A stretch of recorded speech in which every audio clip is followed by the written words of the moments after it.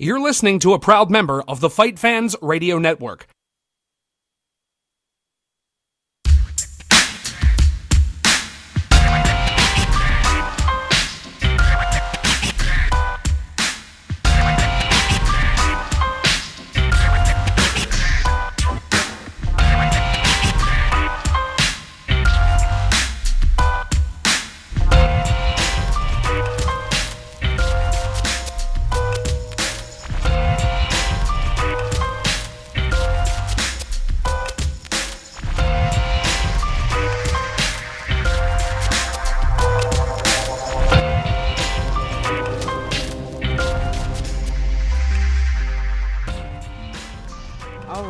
All right, here we are, live on FightFans Radio. This is the FanAddicts MMA show. I am your host, Erica Lewis. I am joined by quite a few people actually today. And let's start off with my hostess with the mostest, David Wolf and Justin Cohee. What's going on, guys? What's good, Erica? Hey, what's going on? Everything's good. And we are our special guest today, the one, the only Tommy Toehold. What's going on, Tommy? Hey, how you doing? Doing pretty good, man. Working on some big things. I know we're working on some things with Tommy on the side. But Tommy, moving up in the world rather quickly. I'm surprised that you even wanted to be on the show. I mean, with our 4 listeners. 2 of which are parents, I think, at this point. Really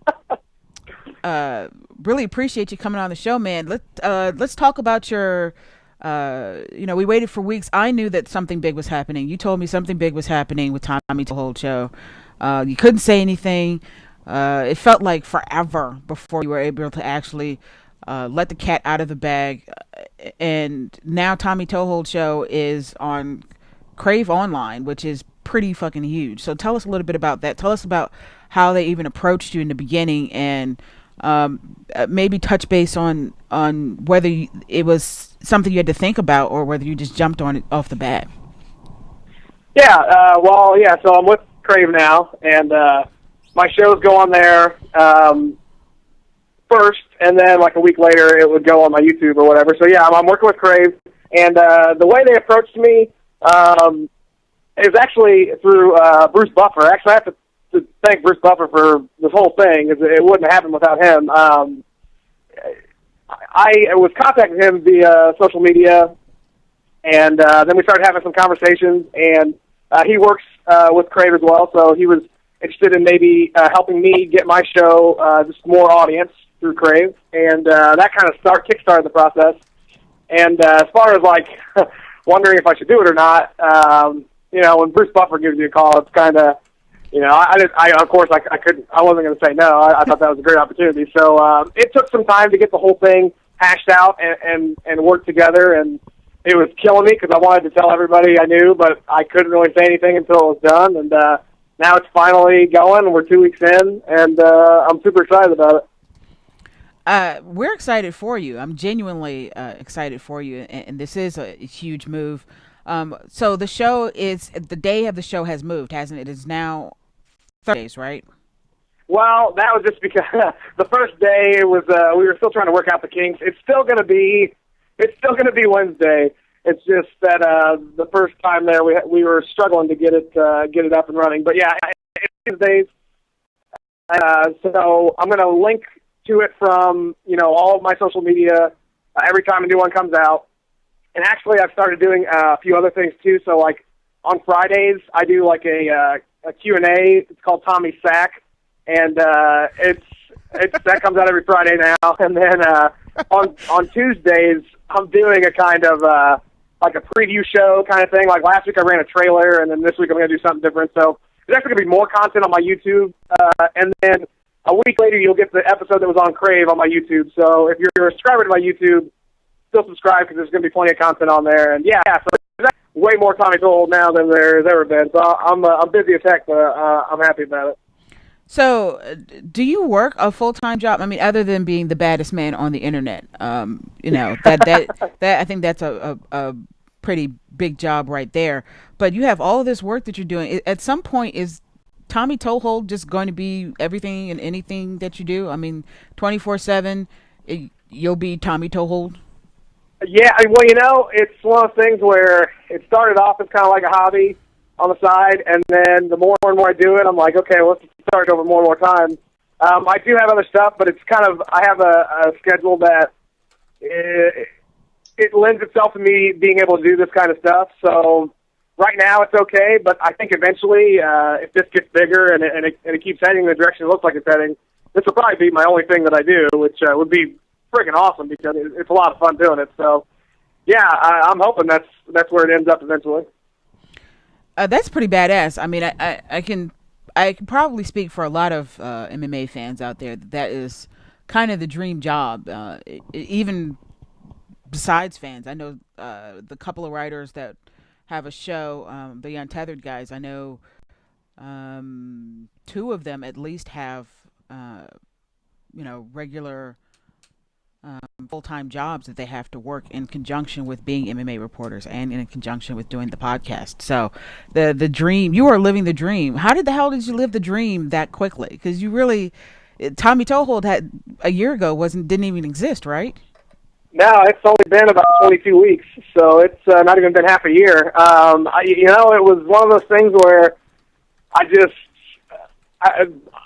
put it everywhere. I put it on every forum I could find. I responded to every single tweet, every question from somebody, everything. And, I would spend hours and hours and hours just talking to people and getting it out there. And I like people like Bruce Buffer, big influencers like that really helped kind of boost the show's ratings. And then just kind of took off. Yeah, I had no idea it was going to even get this big, first of all, and I had no idea it was going to happen this fast. So, yeah, it's been a whirlwind. What'd you say, Justin? He said that's what she said. That's what she said. We were contemplating briefly before we went live, changing the name of the show to just That's What She Said, because that's kind of all we do is That's What She Said jokes. That is the basis for this show is That's What She Said jokes. So be prepared if this is your first time listening to be inundated with love. That's what she said. Just letting you know. Yeah, Tommy, that's pretty awesome, man. That you found an idea, and you were able to market yourself that well. I think that a lot of people that try to get to that point with their businesses, especially within the world of MMA, that's where they fail, is being able to really spread the word about it so successfully.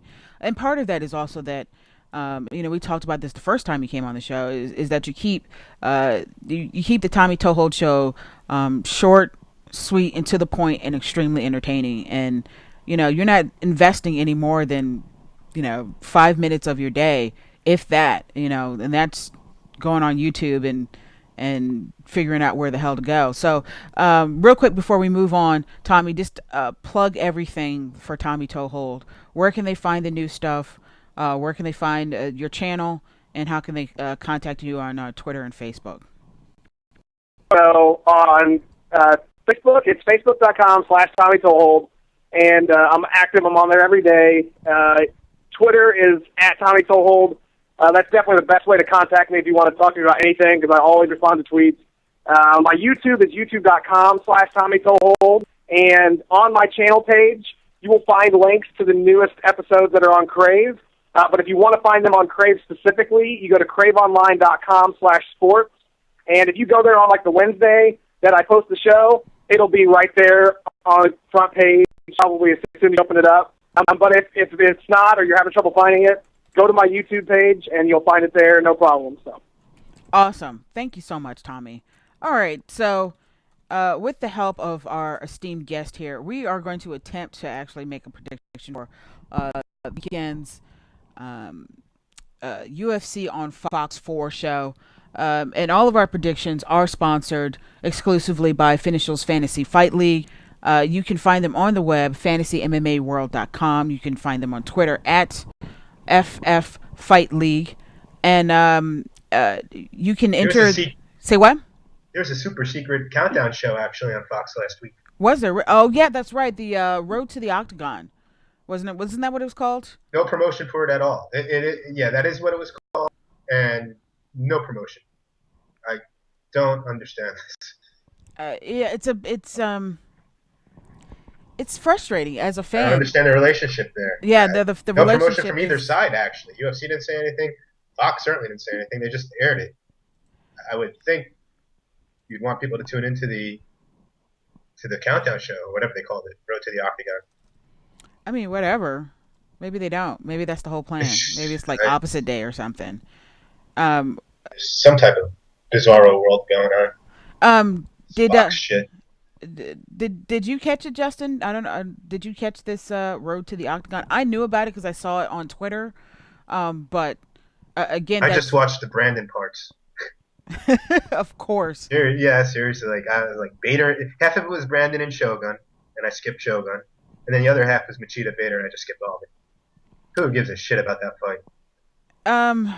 Well, apparently Dana White does, or at least threatens to actually give a shit about that fight. Did you hear the story there?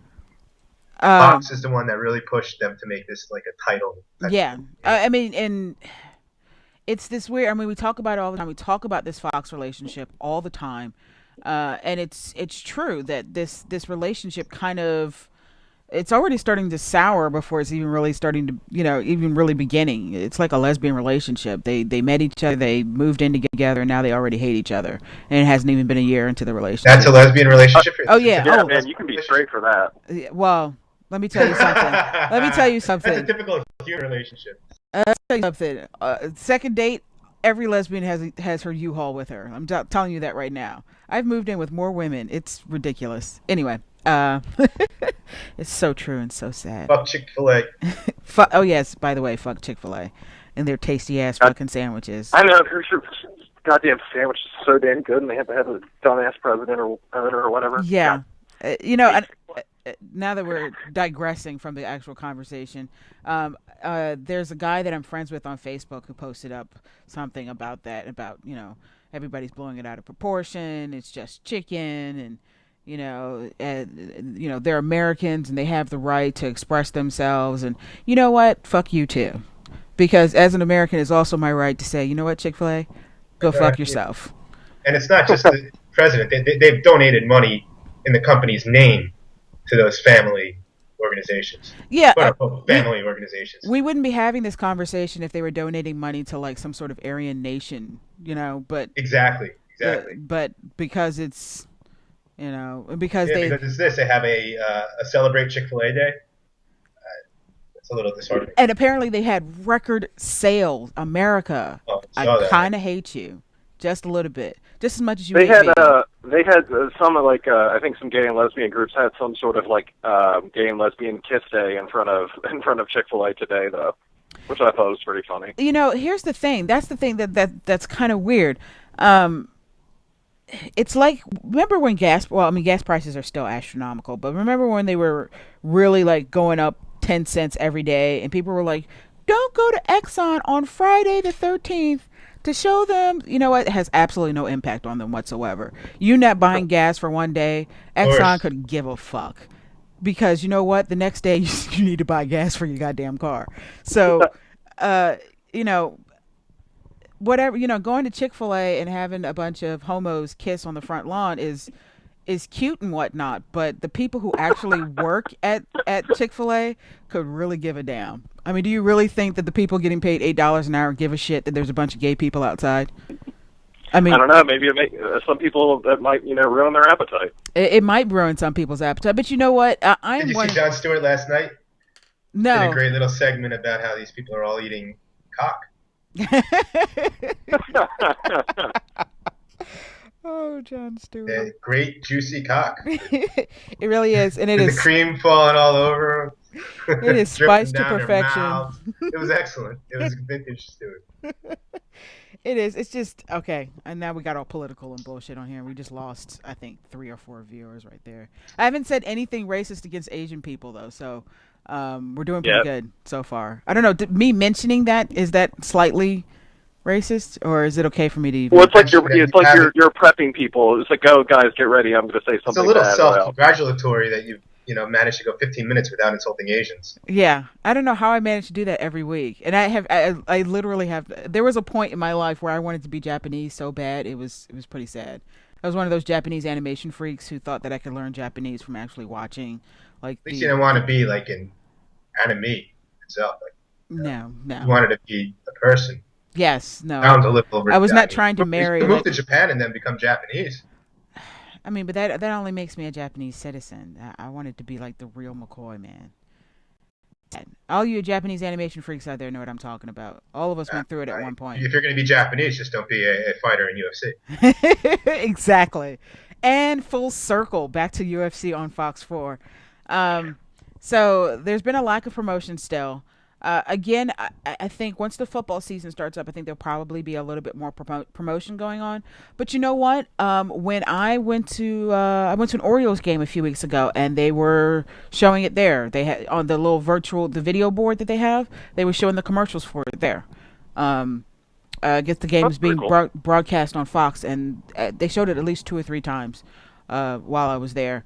UFC on Fox 4. They had the action-packed stuff and Shogun and Vera, and they're kicking people and punching people, and it looked very exciting. I don't know if the baseball fans could give a shit, but it was there. And that, even of course, with a ton of promotion, this show is not going to do big numbers. Well, let's talk about that. Let me ask Tommy this. Tommy, are you excited about this show, or is this one of those things where you'll DVR it, go out and get drunk, and then on Sunday when you're recovering, you'll watch it? No, I'll watch it live, but it's not the most amazing card ever. I don't know.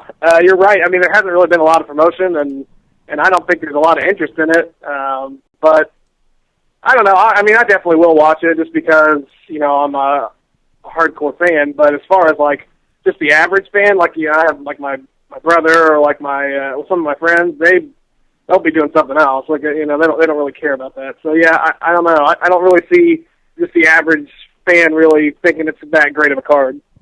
And here's something else too that I thought was kind of amazing. Dana White did an interview not too long ago, and I didn't actually watch the whole thing. I have such a short attention span; it's hard for me to like pay attention to stuff like that. But what are we talking about? It was an interview that he did, and he that was a joke about short attention spans. I'm sorry. Shut up. God damn it. I need to stop smoking pot, man, because it's starting to... No, you don't. Some people need to not. There are people that definitely should not smoke weed, but you're not one of those people. Okay. All right. I gotta have David Wolf's permission to continue to be a pothead. Like Dick Cheney should... Maybe it would actually... help, yes. I'm going to say Dick Cheney probably should start smoking a bowl every day. Hit the bong once in a while. He's actually pretty progressive when it comes to gay rights. Bringing it back to that. Because his daughter's a lesbian. Yeah. I mean, how do you look your daughter in the eye and say, you know what, sweetie, I love you, but I don't think you deserve the same rights. You're less than a person. So, what was I going to say? God damn it. Now I forgot all these. The Dana White interview. Yes, the Dana White interview.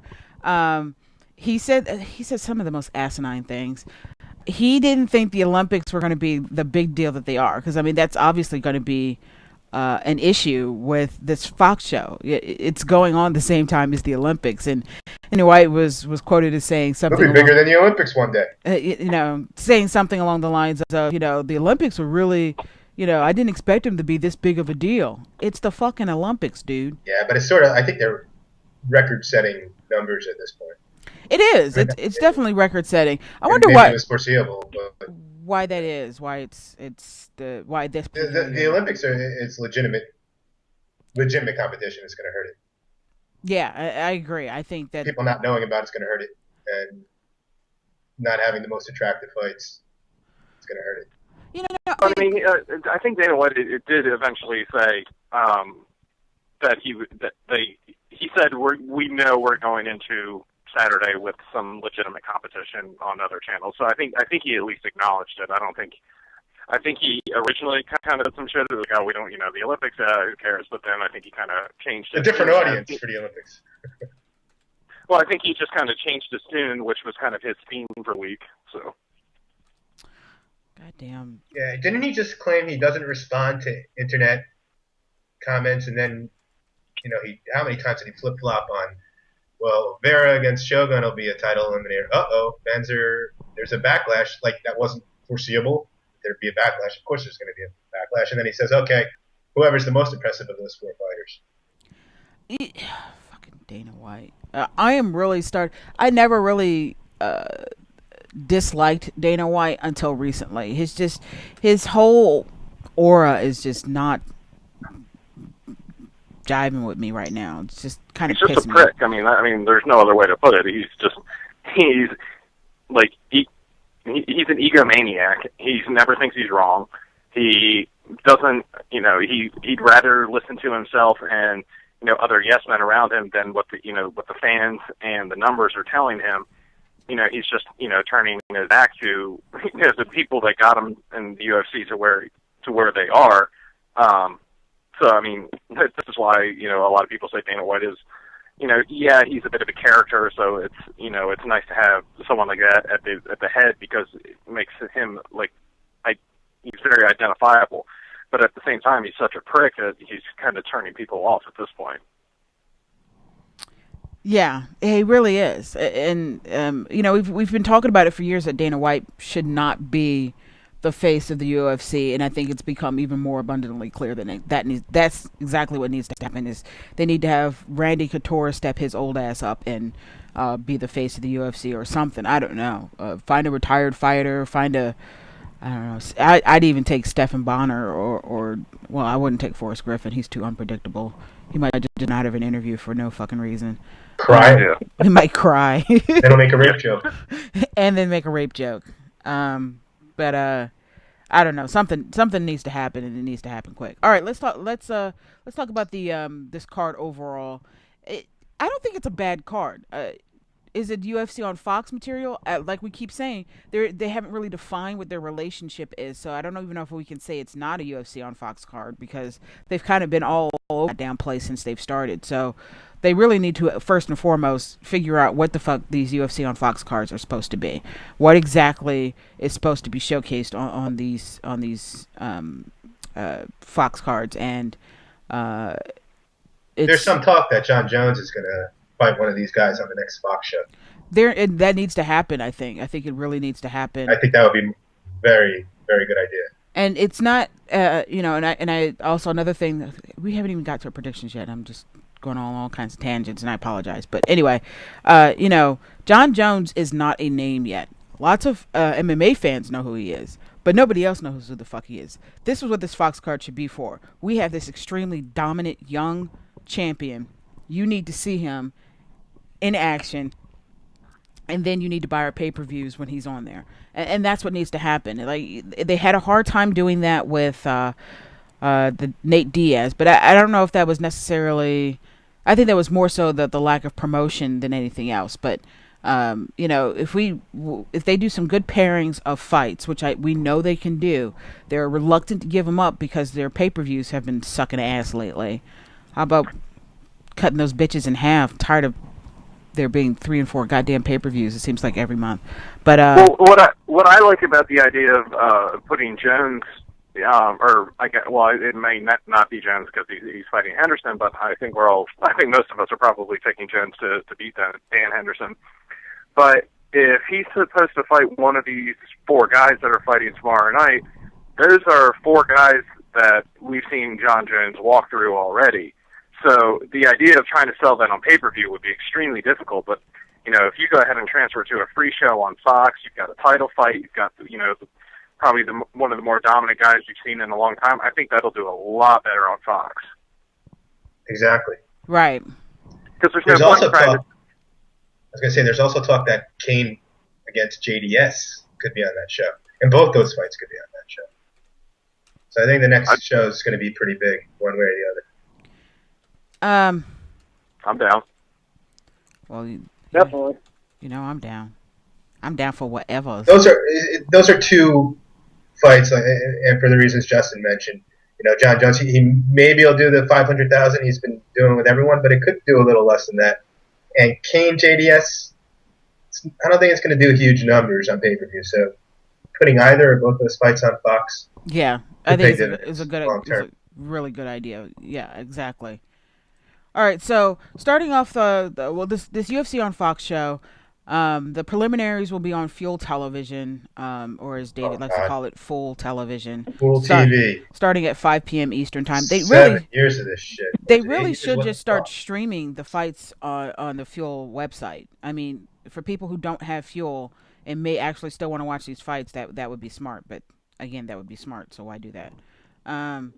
There's some interesting matchups on there. We see Josh Grisby versus Ronnie Yaya.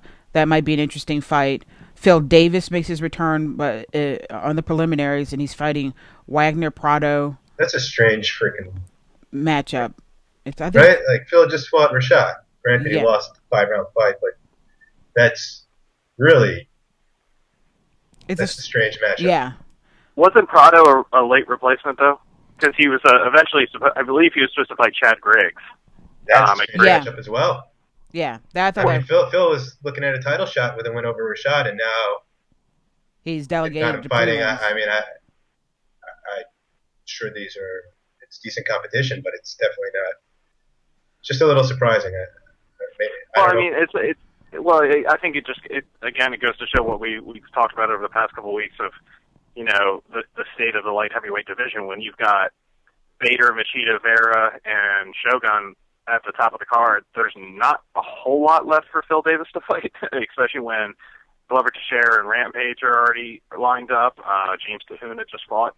Little Nogueira's kind of been injured. Not really sure they would put, Gustafson's coming up a win when Davis is coming up a loss, and they train together, so it's not really smart to put that, and they've already fought once. So I there's just not a whole lot of options at 205 right now. I mean, it's true. True story. That's a good point. Yeah. True story. So, and then what else I think is strange is worth noting, Phil Davis last fought Rashad Evans, but he's not even the main fight on the preliminary card. It's Cole Miller versus Nam Fan. So I think that's a little weird too, but whatever. It's Fuel. 20 people watching. It doesn't make a difference. 18. Remember, they're losing numbers. That's a 12. They stopped pushing the whole, they have 10% more subscribers now. No, you don't hear that anymore. No, you don't hear that anymore because it's not true. We get better ratings than Fuel. We do. We actually do. I think we do. I think we get better ratings than Fuel, and that's saying something. We get better ratings than Fuel and slightly less than Own. So we know Tommy does. Tommy could be going to all these internet cafes and just watching his own shit. Just go up, pull up his page, and just hit play, and then go to the next computer, hit play. We don't know. He could be cheating. You know it. I mean, I would never do something like that. We got 8 computers in my house. I would totally do that. All right, so the fight card starts off with a replacement fight. It was actually supposed to be on the preliminary card, but it got moved up to the main card on Fox after, I believe, what's his name? Devin. Was it Devin something or? No, Travis Brown was supposed to fight Ben Rothwell, but Rothwell dropped out, and then they moved Brown against Antonio Silva to the FX card. Oh, word. I got that shit all wrong. But that's all right, because I don't need to be right, because I'm me. So Mike Swick versus DeMarcus Johnson is the fight that's starting off the Fox card. I don't think that's a bad way to start off the card. Neither guy is going to be gunning for a title anytime soon. Mike Swick coming off of 15 years of injuries, and DeMarcus Johnson. It's more than injury. He got seriously sick. And there was a good segment on MMA Uncensored last night, which has become a good show. It's become a good show, especially with the inclusion of Luke Thomas. Luke Thomas for sure. The bald guy still sucks ass, but Luke Thomas, congrats to him for making that move. He's been toiling away in the MMA industry for a while. He was the former editor at Bloody Elbow. They moved him to MMA Nation, and then from MMA Nation, he moved to MMA Fighting. He's really been seriously working his way up, and got the gig. He's the permanent replacement for Mike Straka, who said he left, but it's one of those things where I think he left and they were happy to see him go. So, and I think it was just. I don't think he had much of a choice. It was creative. He sucked. Creative differences, I think, is what he said. Creative differences, like you suck. And Yeah, about MMA. they wanted the show to be better, and he sucked. That was the difference. He didn't know anything about MMA, and neither does this Craig, the bald dude. I don't even know where the fuck did he come from. Anybody have any idea where he came from? I have no idea, but he started watching MMA last month. I'm imagining that he was like raised in some sort of lab or something. Like they created him in a lab specifically. He's such a wise ass too. He's even I've actually never watched the show. I actually watched a glimpse of it last night because Luke was on there, and he posted something about whether his beard was better than Tito Ortiz's. And yes, Luke, your beard is better than Tito Ortiz's. His is kind of douchey. It's a little douchey. Yours is awesome. But that's the only time I've ever watched it. And as soon as the bald guy started talking, I just had to change the station. So maybe one day I'll be able to get really fucked up and lose the remote and actually watch it all the way through. So I think that's the only circumstances it'll happen. The ESPN show really sucks at this point, though. MMA Live is still going on? Oh yeah, it's awful. I watch these every week. It's awful. MMA Live is awful. Oh, that makes me sad. Yeah, it's really bad. That gave me a saddie face. All right, so we have Swick coming off of, you said, injuries and sickness and a bad sickness, some type of digestive problem, death in the family, and lost his car keys. I mean, he's been gone for forever. Like he's been gone. He hasn't fought for like 2 years. Yeah, I almost forgot he was a UFC fighter, to be honest with you. So.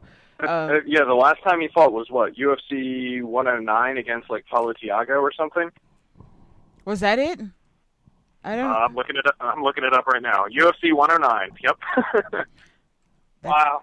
You remembered that number? That's crazy creepy there, Kohi. Seriously, Kohi, you just remembered that Mike Swick's last fight was 109?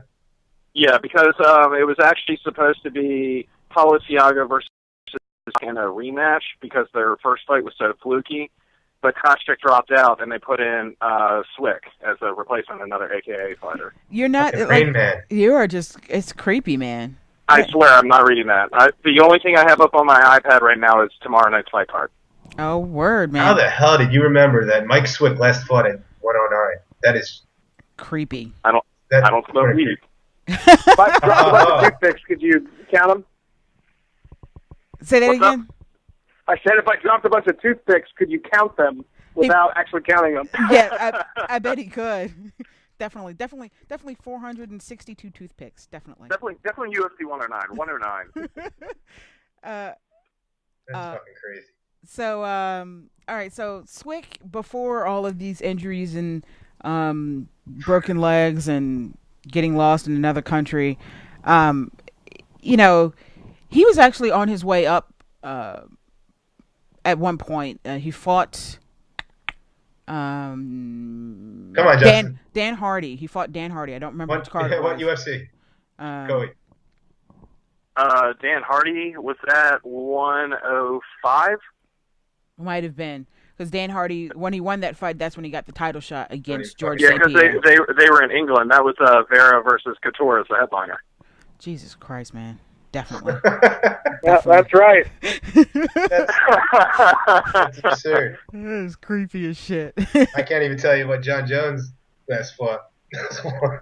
I mean, I'm good. I'm pretty good so long as it's not like years back. I can usually remember like within a year, but damn, Kohi, that's some creepy ass shit. It's got to be like UFC 100 for me to remember. So you know, before that, Swick was on his way up. You know, he has a long way to go from now. The division has changed. The 170-pound division has changed so much since the last time he was in there. But now that he's back, you know, with such a long layoff, Tommy, do you think that with such a long layoff, Swick will be able to kind of get back into the groove of things, or do you think that this DeMarcus Johnson fight was purposely to try and you know, give him a solid win, his first foray back into MMA? You know what? I have no idea. I think the reason this fight's so intriguing is because it's been forever since we've seen Mike Swick. So I have no idea what he's going to look like, how he's going to do. So, for that reason alone, I really want to see the fight. I would say he could beat DeMarcus Johnson, but again, I don't know who's going to come out there and fight. I mean, it's been so long that he could be a completely different guy. So it's intriguing just because I really want to see what he's like now, and I was always a fan of his. He's entertaining, and I hope he gets the win, but I really don't know what's going to happen. No idea. Yeah, it's like this. It's a huge mystery. It's like I don't know. I was going to say something funny, but I lost it already. So, this is why, kids, this is why you don't smoke pot. Yeah, I agree with you 100% on that. It's been so long since we've seen him. That is the most intriguing thing about this fight, is the fact that we haven't seen Mike Swick in so long. And he really is, he was famous for his Swickatine, which is his version of the guillotine, and having really fast hands. I don't remember if he was famous for hitting hard. It's been so long. I don't even know what he looks like. I just know he's a white guy. But he's. Well, I mean, that's where they were calling him Quick Swick, because he was actually knocking dudes out, and his fights were ending fairly quickly. But I mean, I think the last guy he finished was Jonathan Goulet. But Jonathan Goulet doesn't have much of a chin on him. I mean, I finished Jonathan Goulet. That's what she said. No, that's what she said. Okay. Yeah. Fuck you all. So, DeMarcus Johnson, he's coming off of a loss to white guy with a beard. Purple belt or pink belt. Yeah. What the fuck is his name? God damn it. John McGuire. John McGuire. That's it, right there. White guy with the beard. That's what I said. White guy with the beard. And he lost via armbar. He didn't look too bad in that fight. I mean, he wasn't winning the fight, but he didn't look that bad in the fight. But coming in against Mike Swick, how badly does DeMarcus Johnson actually need this fight? Is the UFC setting him up to fail here, Wolf? Do you think that's what's going on? I don't know, because we just don't know what Mike Swick's going to look like after 2 years off. So I think this is really just to test the waters for Swick, but I don't know if it's necessarily setting DeMarcus up to fail, because DeMarcus could very well win this fight. Right. I have never really been impressed with him. I remember liking his personality when he was on Ultimate Fighter, but Mike Swick pre-illness easily defeats DeMarcus Johnson very quickly. But right now, he's just an unknown quantity. We haven't seen him in 2 years, and who knows how much the illness took a toll on him. All right. Well, having said that, Mr. Cohey, I'm going to have you be the first one to make the pick. Who do you think is going to come out the winner? Yeah, and not only these my picks for the show, but this my picks for the Fight League, which I'm now currently in 38th place, which not doing too good, but still in the top 40. But despite the fact that Mike Swick's been gone for 2 years, and I'm a major believer in ring rust, I do think this is, like David said, this is the type of fight that Swick would win, and win probably pretty easily if he was healthy.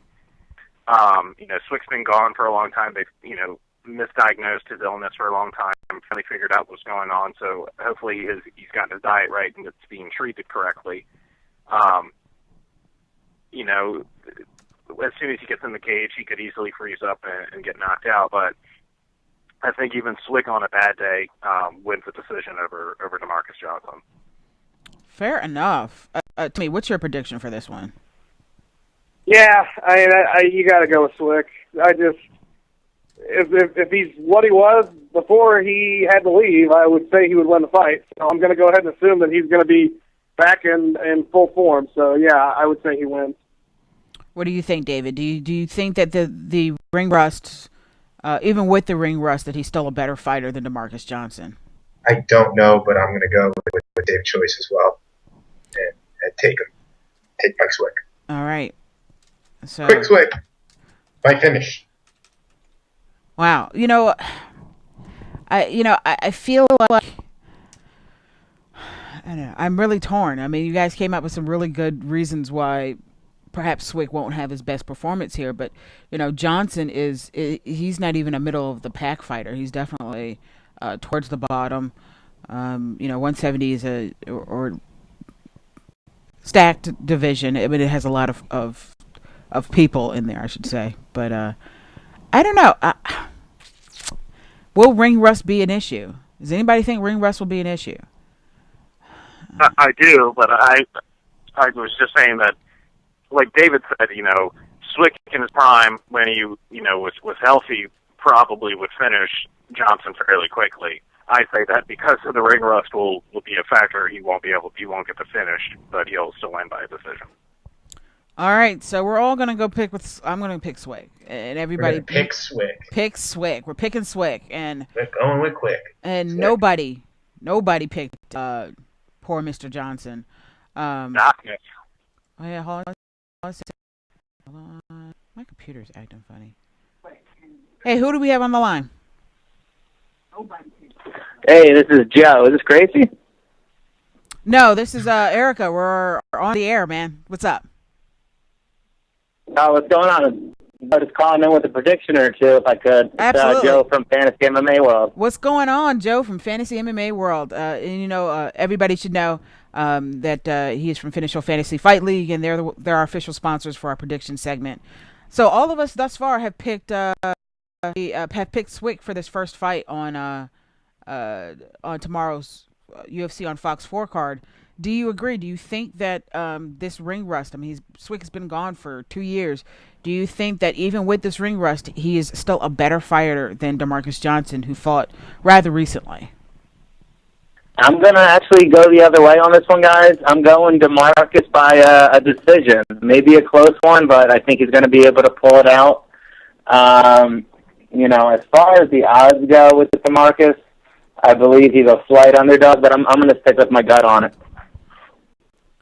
All right. So, wow, you're going to have to you're taking the long shot here and picking Johnson, but the long shot, I think that's what we got to figure out. And I don't know. I wouldn't be surprised if any one of us were wrong for picking Swick, and you may absolutely be right in picking Johnson here. So the next fight on the card, I'm actually really excited about this next fight on the card by far. I am a Jamie Varner fan. I've said it. I'm admitting it. Hi, my name is Erica, and I'm a Jamie Varner fan. I've said it. I met him at the Tough Live finale, and really nice guy. He seemed very, very humble, which was something that he was missing before when he was in the WEC. He seemed very humble. He seemed very grateful, and his win over Edson Barbosa was really quite spectacular. It wasn't a fluke. If you watch that fight, it was definitely not a fluke. He knew exactly what he was doing. He knew where his strengths were. And his boxing is really super strong. I think people forgot how strong Jamie Varner's boxing is. And he's going up against Joe Lauzon, who's definitely going to have an advantage on the ground. But standing up, I think Varner is and should be the favorite over Lauzon. So, Joe, why don't you give us your thoughts on Varner coming back to the UFC and how you think he's going to fare in this fight against Joe Lauzon? Not you. Hopefully not you, because I don't know how that would turn out. Yeah, no. This time I'm looking at it is pretty much a pick 'em I'm looking at, even as far as the odds go. So you're right on the ball right there. I'm not quite sold. He did have a good performance against Barboza. For some reason, I just foresee Lauzon, controlling it and ending it with a submission. To be honest with you, I just think he's, I know what you're saying about the rebirth of, Varner, but I don't think it's going to happen. I'm going Lauzon submission round 2. I mean, how can you not believe in the rebirth of Varner? It should be the title of his next album, The Rebirth of Varner, right there. Whatever, man, whatever. Tommy, you're with me, right? Varner all the way?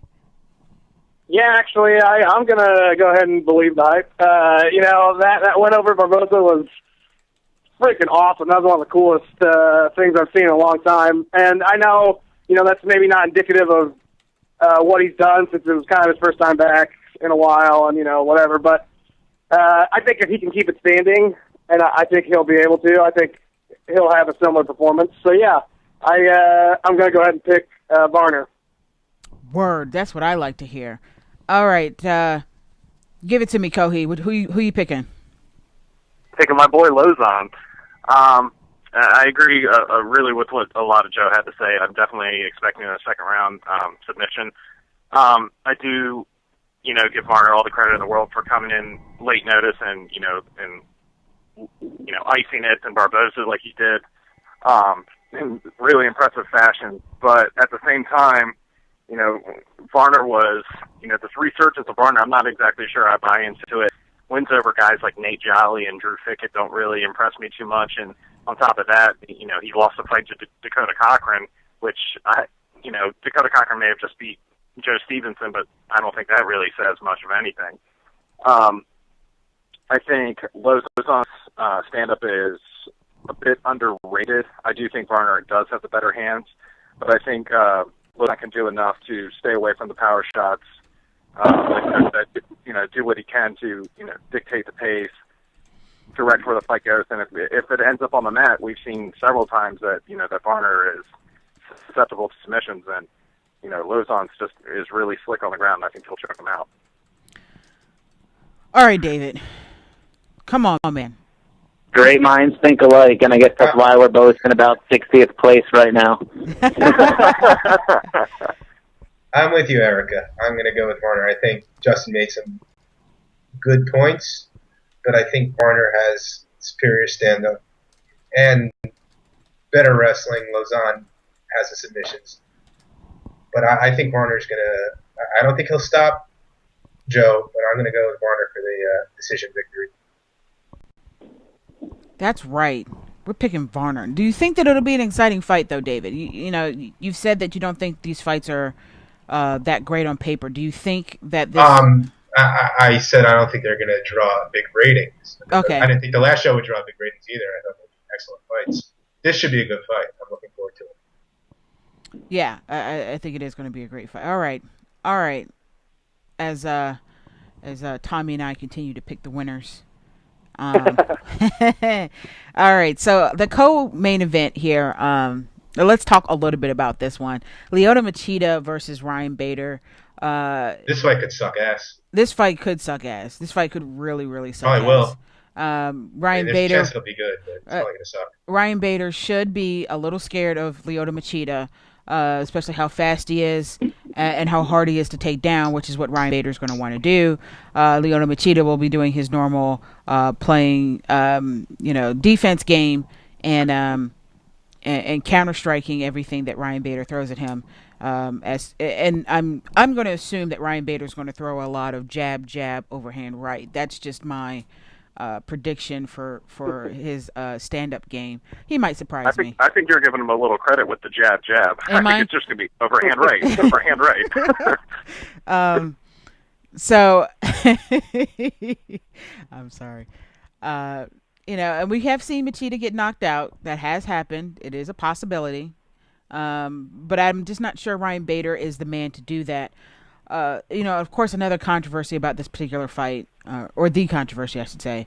Dana White did announce originally that the winner of Shogun and Vera would be next in line for a title against John Jones, and then he broadened it to say that the depending on who has the best performance between Machida versus Bader and Shogun versus Vera could get the next title shot. That could be all just promoter hyperbole just to appease the Fox executives, as David pointed out earlier, or it could be just to kind of shut fans up, or I don't know. But if anything, I don't know. Jones has beaten all of these guys. He's beaten all of them impressively. These were all fights that he ended quickly. Probably the toughest one was definitely Lyoto Machida, but I really don't see the fight going that much different a second time around. Maybe it will. Maybe it'll go an extra round. I don't know. Whatever. But let's talk winner of this fight. Joe, Machida, the ever elusive Machida, and Ryan Bader, the overhand right wrestler. Which one are you going with in this fight?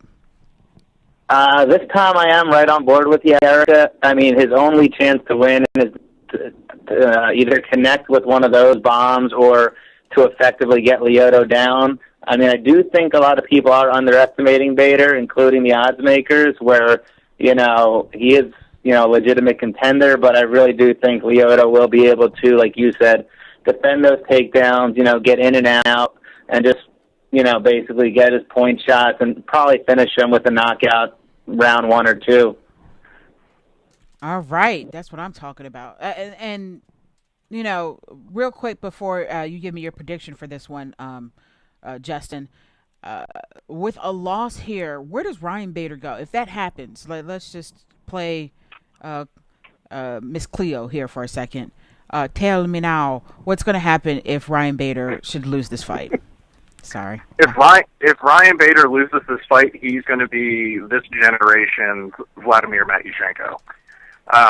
He's going to be a tough guy who is going to be a good measuring stick to see if younger guys or supposed contenders on the outside are ready to take that extra step. Which is exactly what Vladimir Matyushenko has done over the past couple of years for John Jones, and recently did it for Alexander Gustafsson.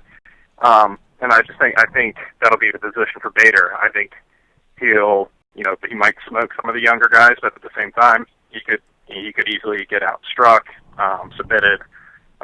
Really talented guy, young, but I just don't think he has it all to get quite to the top. So, having said that, are you picking Machida to win this fight, and do you think he'll finish it? I don't think I am picking Machida. I'm a little wary to pick a finish here. I don't think Bader's going to be able to get him down. If he does, I don't think he'll be able to keep Machida down. In fact, I wouldn't be surprised to see Machida work some of his trips and actually take Bader down himself, because we've seen, as good as Bader's wrestling is, his defensive wrestling and working off the glaring weakness of his. Yeah, it is pretty piss poor. So, we could easily see Machida, take him down, work side control. He's good with his head and arm chokes. But what I really expect to see is him kind of, use his pitter-patter, get in and out, maybe land some bigger shots here and there, but I think he'll just cruise to a decision. So, Tommy, I'm coming to you now. Tommy, are you? Go ahead. I was going to say, do you think if Machida wins, is that a rematch you would like to see against John Jones, or are you just want them to do a super fight with Anderson Silva or I don't know, Bill Clinton or something, anything but that? Well, I don't really want to see these guys fight Jones again. I guess if I had to pick one of the four, it would have to be Machida, just because he did look okay in the first round. But yeah, I don't know. There's other guys in the division I want to see Jones fight, but they're not there yet. So I guess they'll just have to beat some more people up he's already beat up before. But yeah, as far as this fight goes, if Bader can't get him to the ground, and I don't think he's going to be able to, I don't really see any way he's going to be able to win the fight. I do think Machida will finish the fight, and I think he'll probably be the guy who gets that shot out of these four. But yeah, I don't know. That's what I'm picking. I think he's probably gonna finish him in some sort of impressive fashion, so he can get himself another title shot, and that's what I'm picking. So David, I'm going to assume that you're going to go with the pack here, right? Yeah, I can't add anything. There really is nothing to add. I hate Bader more than anyone here, though. And I give him less of a chance than anyone does. But he's got a puncher's chance. Yeah. She's so elusive. Does he really? Everybody kind of has a puncher's chance, right? Yeah, I think with Machida, you have less of a puncher's chance than you do against others. You really have to be technical in how you beat him. Throwing overhand rights, he's gonna be gone. All right, so let's move on to the main event here. We have what I think caught a lot of people off guard was Brandon Vera versus Shogun Rua. And I don't even know, Justin, since you're our I won't say idiot savant, but I just did. You're our Rain Man, our MMA Rain Man. What do you think happens? I'm sorry. Can you remember what happened that we ended up with this? Because there was some funky stuff going on before this fight was picked. But can you actually remember everything that happened? I think Shogun was supposed to fight Thiago Silva at UFC 149. I think. I'm guessing here. Thiago Silva went out with another back injury, or was going to piss hot again. Backed out of the fight, and then Hector Lombard Brian Stann was injured, so they moved Lombard over to fight Boch because Bisping was out of 149 as well. They moved Shogun over to main event the card, and I think Vera was supposed to fight maybe like Igor Pokrayets or something like that, or some lower level 205er, and then they moved him up to the main event. I think that's what happened. Word. That is confusing as shit. I have no idea what you just said. You could have made that shit up. It really was. It was one of those like fantasy sequences where just everybody ended up getting lost in the end. And that's not Kohi's fault. That's just the UFC's fault for making this shit so convoluted. All right, so we got David. I'm actually going to start with you.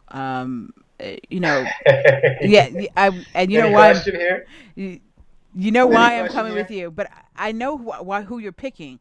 But I want you, because I actually think that Vera is being seriously underrated here, and I want you to tell us why he's being underrated. Not necessarily why he's being underrated, but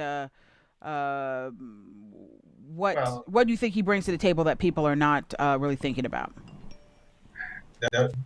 What's going on is people are thinking about his unimpressive performances lately, and I can't really say they're wrong for underestimating him, if that's what you want to call it, or not giving Brandon much of a chance against Shogun. But I think, Brandon comes in like he can come in and uses his Muay Thai, and Brandon has wrestling and submissions. I think he's very capable of beating Shogun. And, granted, Elliot Marshall must be Brandon. Brandon has not looked good probably since his heavyweight days. But Shogun, I can make an argument that Shogun hasn't looked good except for the UFC for the most part. He's got some victories, but he has not looked. He hasn't looked that impressive. He's been near the top. He's had a great fight with Dan Henderson, but Shogun, he's not that old, but he might have seen better days. And I'm of course taking Brandon. I don't know if I'll take Brandon for the finish, but I think Brandon can and will beat Shogun. All right. All right. So Tommy, I'm going to take this to you. Do you see any value in what David's saying about Vera? Yeah, no, I mean, I don't think Brandon Vera is a slouch. I don't think he's going to come out there and just absolutely suck it up. But at the same time, there's no way in hell I could pick him. I mean, and you're right. I think Shogun, he's been wishy-washy in the UFC, but he's due for a good performance. It seems like he kind of he's up and down, up and down, up and down. So I think it's so important for him to win this fight that I just feel like there's no way he's going to lose it. I mean, to lose to Brandon Vera would be a massive upset for him, and it would do a lot to his image in the UFC, and I just don't see him letting that happen. And I think he's going to find a way to beat Vera. All right, fair enough. Kohi, give it to me, man. Yeah, I mean, despite the fact that Shogun's not been the healthiest fighter for quite some time now, and his performances have been fairly inconsistent. Despite that, he's still beaten, guys that I don't think Vera is capable of beating. I also think that, when Shogun isn't at his healthiest, I think he's still probably a bit of a better fighter than Vera. I'm not saying Vera's not a good fighter. He's kind of hit this slump. But like David said, he's got really underrated wrestling, really underrated submissions. He just can't seem to put it all together. I don't know if he's just a head case or what it is. But I think Tommy just made a really good point there that if Shogun was to go out there and to lose this fight, that would completely really tarnish his image because people don't hold Brandon Vera in a real high regard. And I expect Shogun to go out there and finish him in the first or second round. All right. You're actually picking a finish for Shogun. Aren't you the ballsy one? Ooh. Boo, Rain Man. Boo. Boo earns. Are they saying boo or boo earns? You know what? I gotta say, I'm actually gonna go with David on this one. I think that Shogun hasn't looked fantastic lately. I mean, he's looked better than Vera lately, but I think a right Vera. I think Vera is going to be hungry. Terrence from Southeast just tweeted me and said that he thinks that Vera knows this is his last shot, and it is. I think that this is Vera's very last shot. He's getting cut if he loses. Yeah, he's getting cut if he loses. Maybe a title shot if he wins. He's getting cut if he loses, and definitely cut. Yes, definitely. The title shot may be iffy. Awesome fight. I think he'd still get cut if he loses. And I don't know if I agree with that. Really? If it's an awesome fight and he loses, I think they'll keep him just for the sake of being like, look, this is Brandon Vera, guy who's, puts on exciting fights. It was essentially 1-3 in his last fight, and then gets a late notice fight against Shogun Rua, and then puts on a hell of a fight. I think you'd have to keep him around. I mean, yeah, maybe you're right. Maybe they would still keep him on, but then if you want to be real, better be fight of the year, I would think. It would have to be like Shogun's first fight with Machida, or like Shogun versus Henderson for them to keep him around. Though it'd have to be an awesome fight. But I'm going to go with the underdog in this particular fight. Yeah. And there are a lot of reasons why I'm doing this. David talked about most of them, but I think that Vera's Muay Thai, when he is on, he is fucking on. He has got amazing Muay Thai when he puts it all together. This is a lot of ifs. If Vera does this, then this will happen. But it's a choose your own adventure. Yes, it is. It is to choose my own adventure. And the main character might end up dying at the end of my adventure. But you know what? I'm going to go ahead and choose this path, and I'm going to say that Vera's going to win. And I'm going to actually go out on a limb and say Vera will be impressive in his win, that he'll shock people, and that the truth will be back. For people to say for him to be back to his old form, it's not that we need him back to his old form. We need him to reinvent himself. I think he's perfectly capable of doing that. I think he's capable of doing that with Team Lloyd Irvin. I think he's perfectly capable of doing that with the Lions. And whatever's going on in his head, hopefully he's dealt with that. But I think I think he can win this fight, and by more than just a fluke. I think he's perfectly capable of winning this fight against Shogun. I would love to see it go to the ground and see Vera use some of that Lloyd Irvin jiu-jitsu that has been completely pounding the jiu-jitsu world lately in tournaments. All right, so our final prediction here for this segment of the show. Joe, who are you picking here, man? We're actually even. 2 people for Shogun and 2 people for Vera. You gonna take the long shot here? Yeah, this is an absolute no-brainer. You're going to have to go Shogun for a few reasons. First off, he's coming off, arguably what I thought he edged out the decision with Henderson. That's a debatable one, but who's definitely a top 2 or 3 in the weight division. And then before that, finished Forrest Griffin. And I think the last time Brandon Vera even beat somebody who's in the top 30, I can't even remember. He luckily got a no contest against Thiago Silva because he tested positive for steroids or whatever it was. You know what I mean? For dog piss. Dog piss. I think we're on Pekingese now.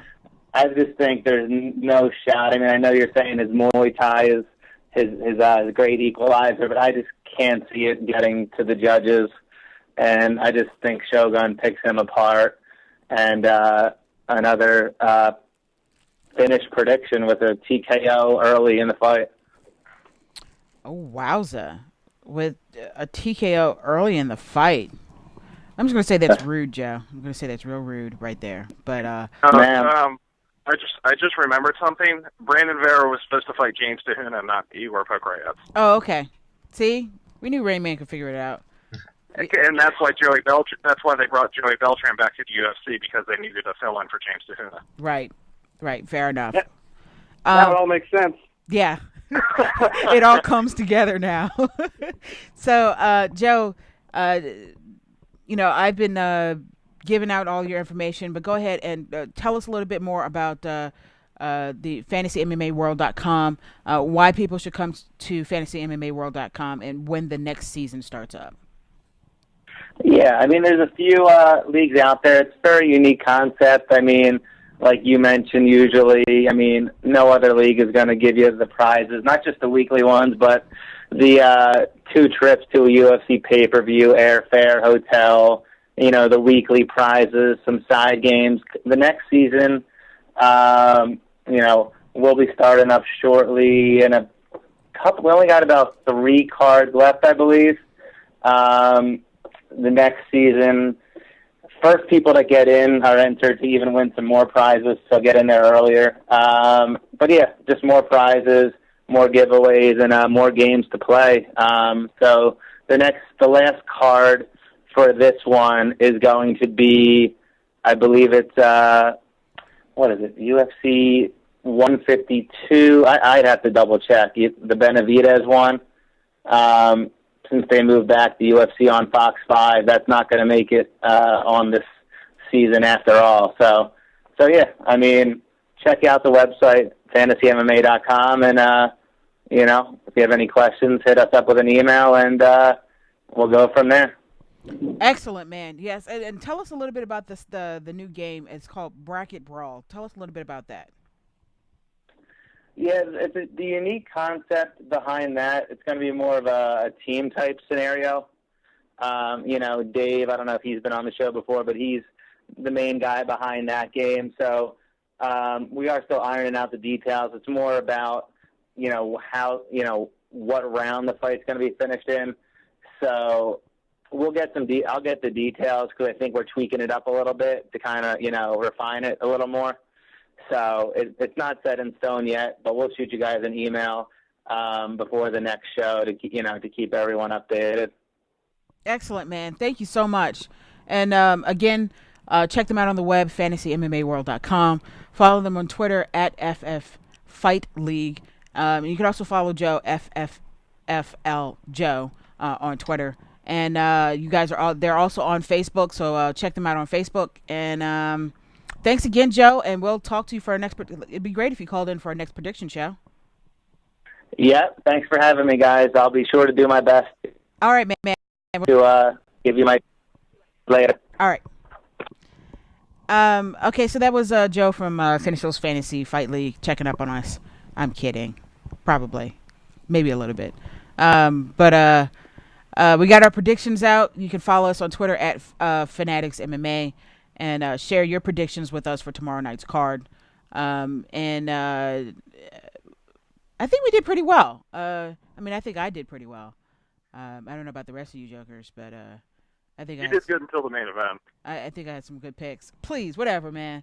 Y'all gonna be eating crow when Vera busts out with a flying twister knee and knocks Shogun the fuck out. It's not gonna happen. It's gonna be like Street Fighter style. You know that move that Guile does, where he it's like that tiger thing where he flips over and his leg. Yeah, it's gonna be that shit right there. You heard it here first, people. It's gonna happen. I'm hoping. I'm really hoping. It may or may not happen. I don't know. But all right, so let's talk about the numbers for the card, just real quick. The last card got a little less than 3 mil. David, do you think this card is going to do much better, or do you think it'll be worse? I thought the promotion for it was a little bit. Like I said, I saw it. I actually saw a promotion for it unlike the third Fox card. So there has been a little bit of it, but with the Olympics on, do you think the numbers are going to be worse or around the same or better? I'm thinking around the same. The Olympics is a big factor, though. I'm going to say around the same or a little worse. I don't think it'll do better. I just don't see that happening right now. Okay. All right. Justin, do you agree? Do you think you see the numbers kind of staying the same or maybe doing a little worse with the Olympics on? Yeah, that's tough. I don't know. As someone who is really just doesn't care about the Olympics at all, it's hard for me to say how many people are going to be watching it, but I guess quite a few people actually do. Yeah, I'm thinking probably about the same. I do think this card has a little more star power. I mean, you've got, four of the top 10 light heavyweights in the world. I don't know if Brandon Vera's in that part, but you got four really great. But you'll include Bader without question. I think Bader's in the top 10. I don't think Vera is. I don't even know. I Bader. think Bader's top 15, maybe. I don't think he's top 10. He might be top 10 by. Either way, he's an Ultimate Fighter winner. He's recognizable. He's a good-looking dude. But I think the Olympics is probably gonna end up having a little bit of an effect. I wouldn't be surprised if they did like maybe 2.5 mil. Okay, fair enough.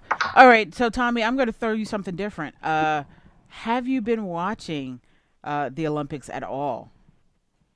Oh yeah, no, absolutely. I love the Olympics. It doesn't come around, but every 4 years. So yeah, I mean, I don't care about these sports at all when it is not the Olympics. But for some reason, when the Olympics are on, it's like the best goddamn thing I've ever seen for some reason. So yeah, I can't get enough of it. And I think as far as how it might affect the Fox card, it's really going to depend on what's happening in prime time that night, because I don't know what events are coming up tomorrow evening. But if there's not like a heavy United States presence as far as like, somebody might win, or actually we already know the results anyway. So unless Americans are actually going to do well or something, I don't see a lot of issue with the card being on the same time as the Olympics here in the United States. But yeah, I don't know. I think it won't do as well for both those reasons, like we've been saying, the Olympics being on and kind of just the strength of the card itself. But I don't think it'll do horrible numbers either. Okay, fair enough. So let me also kind of toss this towards you, Tommy, since you are probably out of the four of us the only person who's really been watching the Olympics. MMA in the Olympics. This is something we were tweeting about earlier, and the possibility of it happening. I've talked about Brazilian Jiu-Jitsu being in the Olympics. I really think that that should happen. But the point is brought up, and it's a very valid point that when you go to some of these, really big tournaments, there's not really a high presence from a lot of different countries. I mean, you have a high presence from Brazil, you'll have a high presence from the U.S.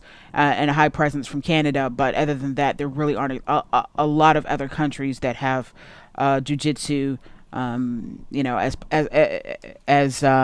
prominent as it is in the countries that I listed. But MMA in the Olympics, do you think it will ever happen?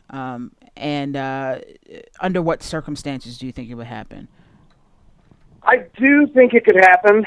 I think it really depends on where MMA goes. One of the things that MMA doesn't really have that is a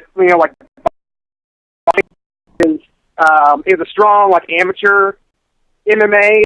There are all these local venues and things, but it's not regulated, and it's not the same kind of thing that like amateur boxing has or Olympic boxing.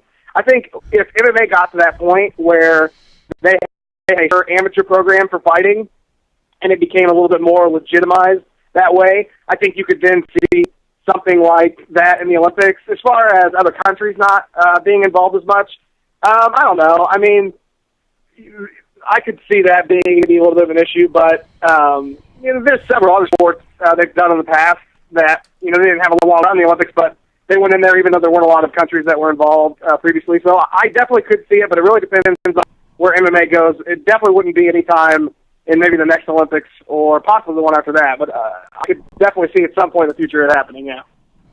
All right. Is it really practical? What? The rate of injuries. I mean, I think you'd have to maybe change the rules or I think guys in headgear. I just don't know how you'd be able to run a tournament like that. I think that, and this is something that was being discussed earlier between myself, Justin, and who else were we talking to? Justin, do you remember? I know his Twitter handle is like JTT, but I don't know his real name. Oh yeah, we were talking to Jesse. Yes, that's who we were talking to. We're talking to Jesse, who is the host or one of the hosts of that other sports show, which is coming to FightFans Radio very, very soon. So excited about that. But Jesse was commenting with us about if MMA was to come to the Olympics, it would probably be this horrible. Watered down version of it. It would be like a redheaded bastard stepchild. Yes. It would be so bad. Shin guards, foot guards. Jiu-jitsu is suitable. I absolutely agree. But again, for the reasons that I listed, I think that is the only thing that's holding it back is that it is not as embraced by as many countries as MMA is. We have, in the UFC alone, there are people from all over the world who are in the UFC who are practicing MMA. MMA is spreading like wildfire. India and China and Japan and Australia, all over Europe. So there's a lot of places that have embraced MMA that have not quite embraced Brazilian Jiu-Jitsu for whatever reason. And that would be the difference there. I mean, they usually pick something that is fairly universal, that a lot of countries can compete in. I agree, though, David. I would really like to see Brazilian Jiu-Jitsu in the Olympics, and it makes a lot of sense. I think it'd be really exciting. Some people say watching Jiu-Jitsu is boring. I don't know who are, but you need to kill yourself now, because Jiu-Jitsu is amazing to watch. Even if it doesn't, they don't know what they're watching. I mean, the only ones that would say that are people that don't know anything about it, don't know what they're watching. Even if you don't know what you're watching, I still think it's a fairly entertaining thing to watch. Watching guys be, look like they're in trouble and just completely get out. I don't know. Whatever. F you people. But really excited about the potential, the possibility of MMA being in the Olympics. But unfortunately, it would be watered down. Did you hear about that boxing bullshit, though? Did you hear about that, David? Tell me you heard about it. I heard that there's horrible officiating, but the problem with Olympic boxing goes deeper than that. The scoring is such that it's basically a point sparring match. Right. A light jab is worth as much as a real hard straight. So I don't follow Olympics boxing. I've been reading that there have been horrible travesties, either indicative of incompetence or corruption, just ridiculous results. I agree with you that boxing has just basically been bastardized in the Olympics, which is I think a legit fear for MMA should it make it to the Olympics. But there was I can honestly you, I couldn't tell you the guys' names. They were really long. They had a lot of vowels in them. But one guy knocked the other guy down 6 times and still lost the fight. They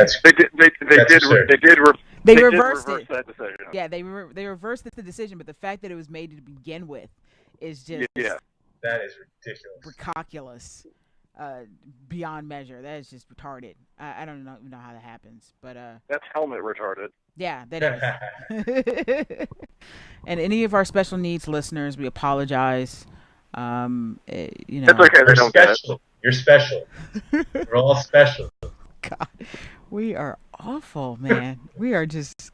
I'm so glad that regulated by the FCC, because our show would be 3 minutes long, and that would just be the intro and us saying we're on Fight Fans Radio, and this is. Do you remember the scene in There's Something About Mary where Matt Dillon is playing football with the special needs kids? He's like running through him. He's like, gifted my ass. Or when he met Cameron Diaz's character, he's like, yeah, I work with in charge. She's like, isn't that politically incorrect? Yeah, no one's going to tell me who to work with. That was such a great movie. That was one of the funniest. Back when Ben Stiller was still doing funny movies. Although I heard The Watch was not bad, but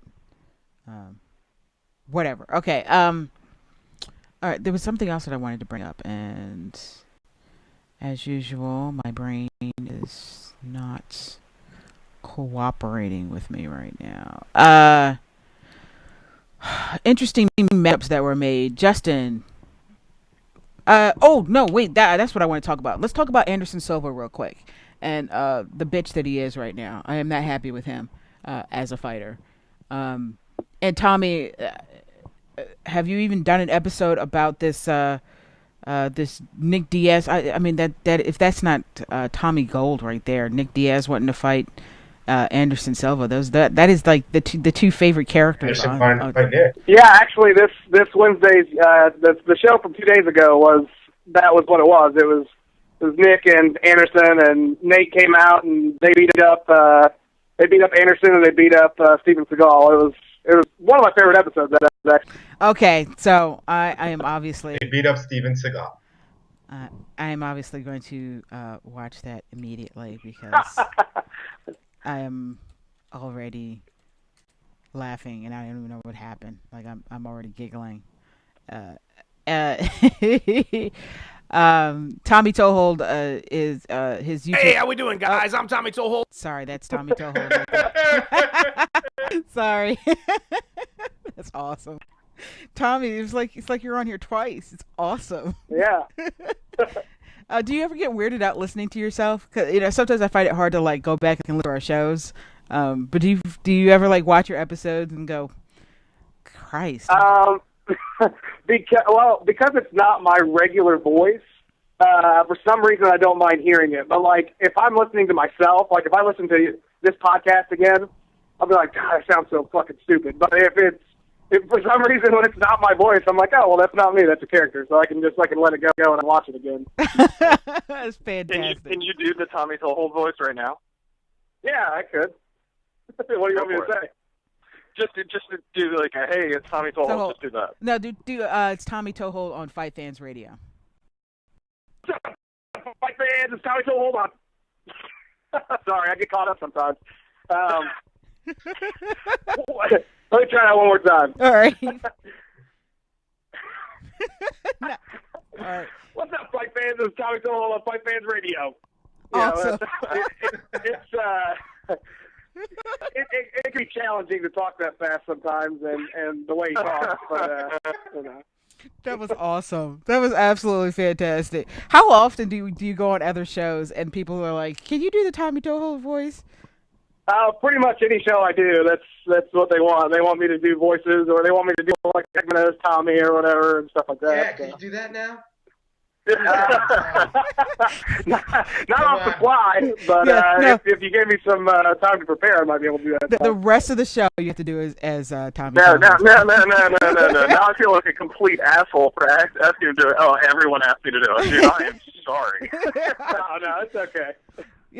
See, that's what makes us different here on the FanAddicts show. Tommy, we love you for you. You don't have to be a character here. You can be yourself. We embrace you. Thank you. We embrace you with open arms. But we still appreciate the fact that you did the voice. Unless Erica finds out you're Asian. Oh God!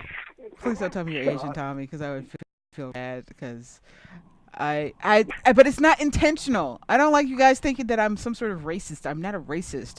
I am just insensitive. I'm an insensitive bitch. That's what I am. I just don't know any better. I'm not Asian. I'm Greek. So unless you have problems with Greek people, we should be okay. No, I actually want to go to I want to go to Greece. I think that would be awesome. But you mentioned being Greek, and I'm thinking of The Wire, second season.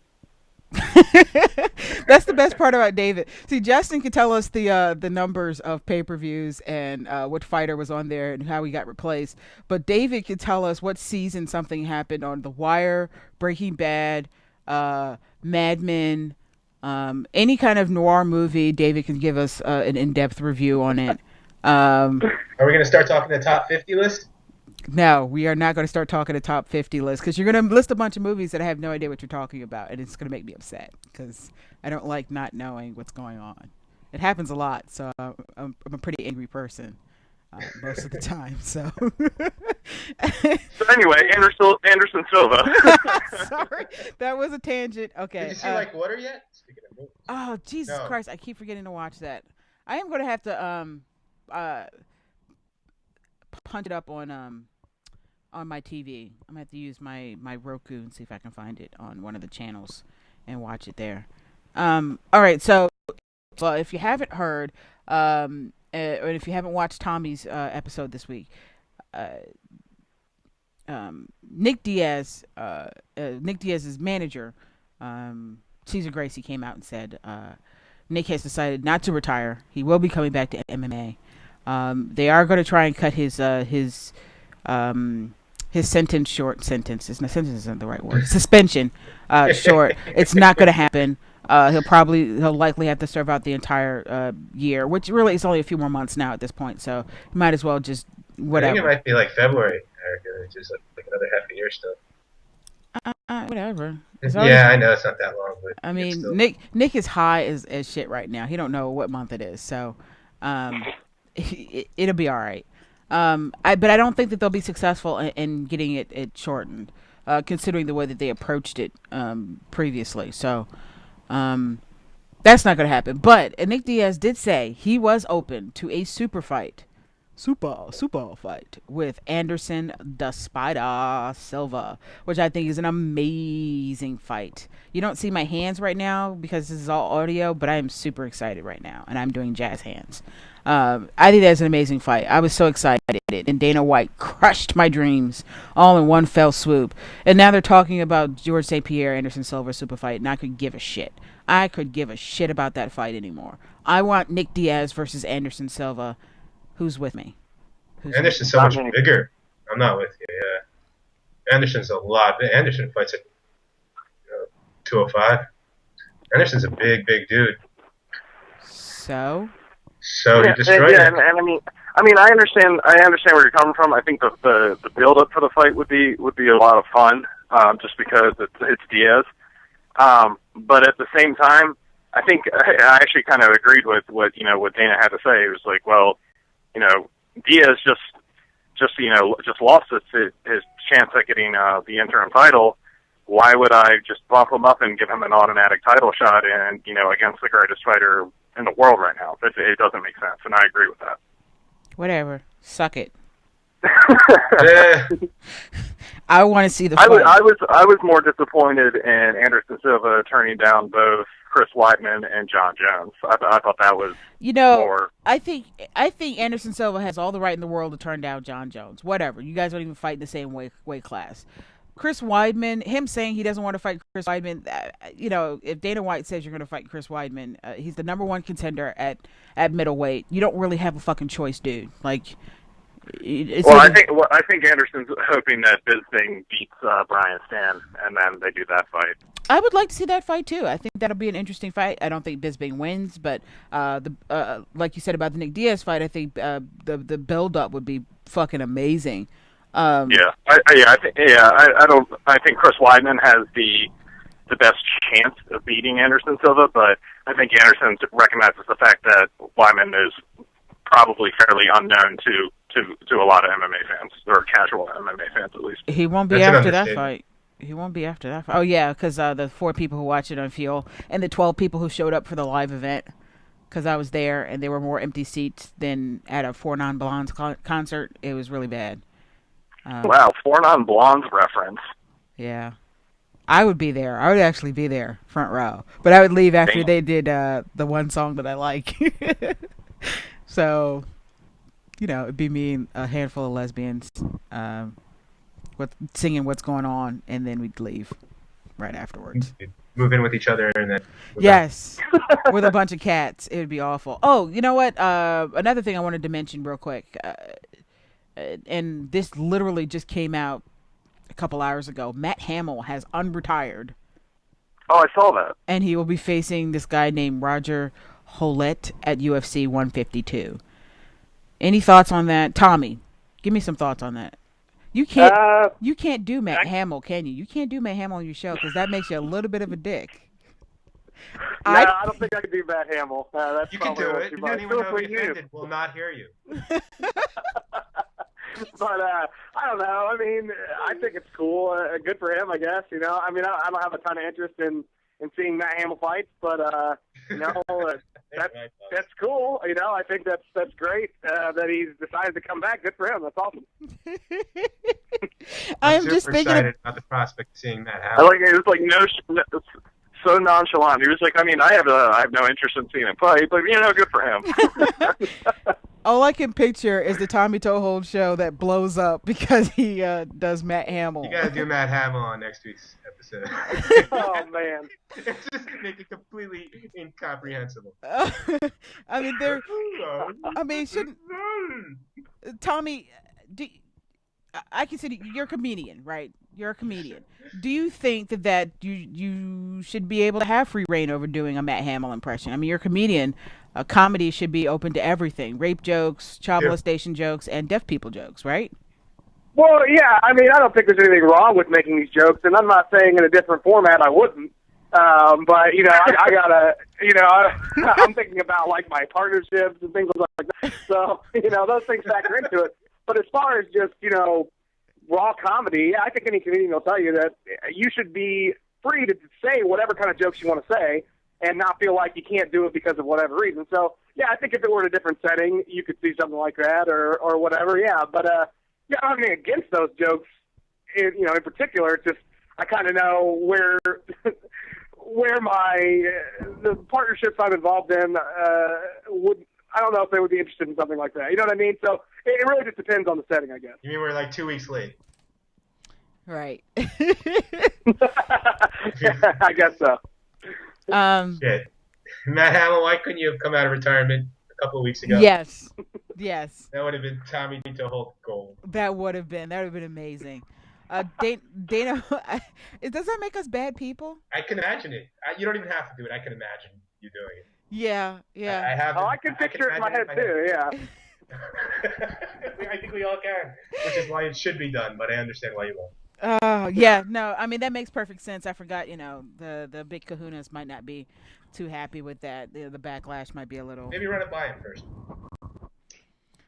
I'm all for a Matt Hamill episode, and if you are also, I'd be rolling on the floor. Holy shit! If you are also in support of Tommy Toehold having Matt Hamill on his show, I'm gonna post something on his page. Send Tommy a Twitter at Tommy Toehold on Twitter, and let him know you want Matt Hamill, and let Crave know you want Matt Hamill.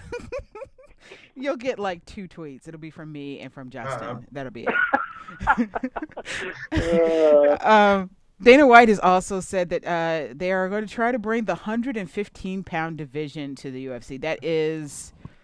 strawweight. Is that what it is? It's not like pin weight? I thought that was pin weight. Or... No, I think it's strawweight. Does anybody even have a 115-pound division? Out in Japan. I think maybe Shuto or Pancrase might, but... Yeah, they don't even list what they would call it. They just keep calling it a 115-pound division. I mean, they can barely fill the 125 right now. I think they need to cool off with the... adding divisions. You know, I'm all about them having, you know, a lot of divisions and having a lot of opportunities for people to fight, so long as they can create a roster around it. And right now they need to work on their 125. I don't think he was saying it's anytime soon, but...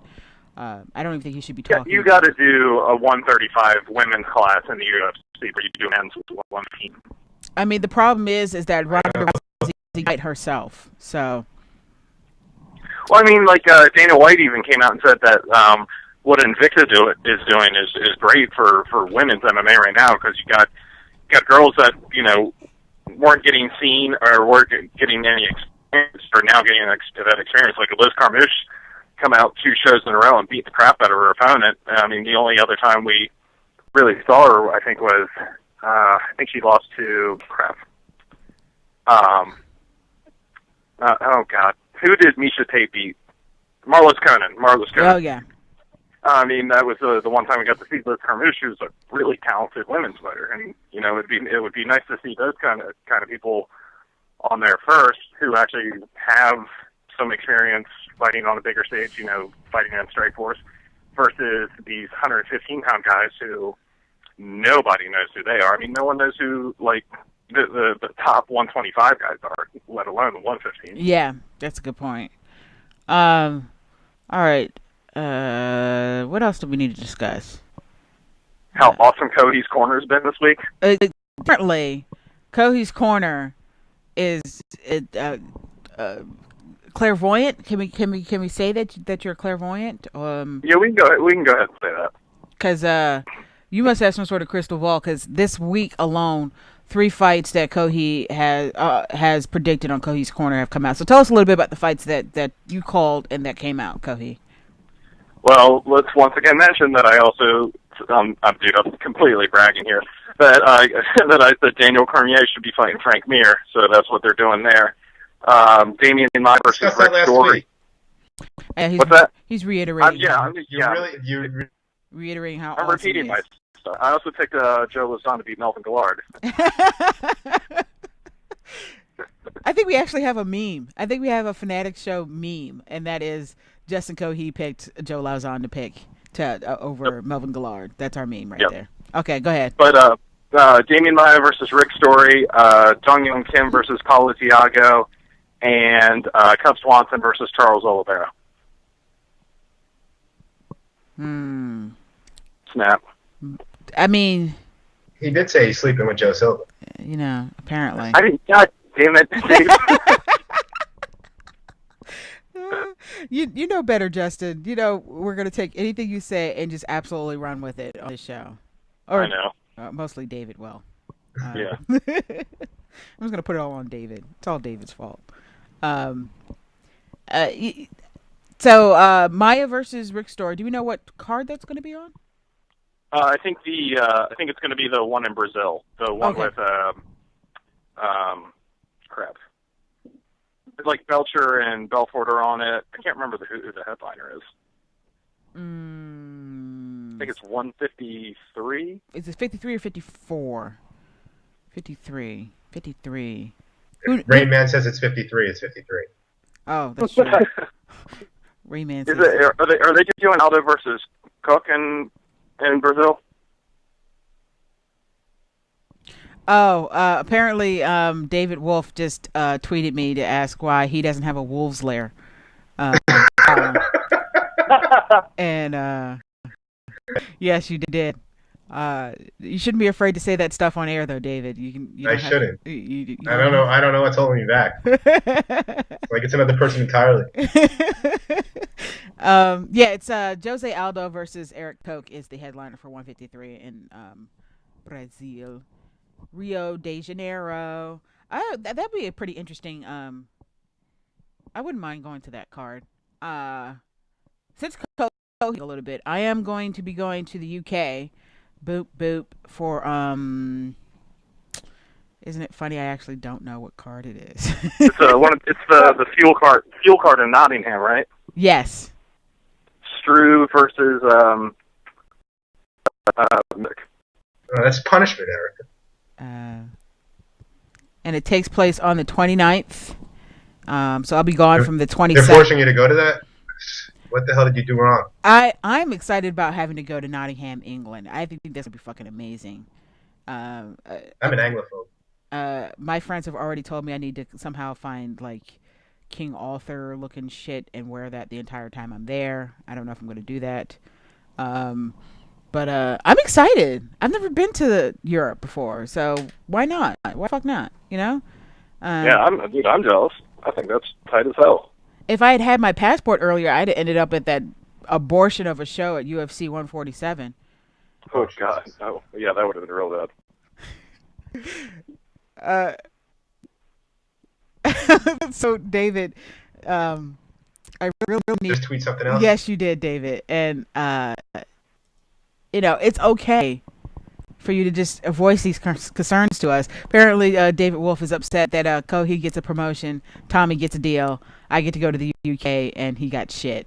So, and all David got was a box set of the Wire DVDs. I think David would be happy with that shit. Who I you would telling? be. I'd choose it over any of the things. The Wire. Yeah. I mean, I still need to get on that shit. I really will. I promise. It's gonna happen. David had been getting on me for months to watch Breaking Bad, and now I've completely caught up, and I'm pissed off that I've caught up. And when does it air? When is it live? I don't watch shows like that Sunday live. nights at 10 p.m. Oh, okay. All right. Because I was thinking maybe it's Thursdays. Maybe it's like I've been doing it all week long. I'm like maybe it's Tuesday. No. Maybe it's Wednesday. No. You could Google it. I mean, but then I would actually know. And there's something about that little surprise when you turn on the TV and you go to the channel and it's on. So. And you've already missed a half hour of it. It's true.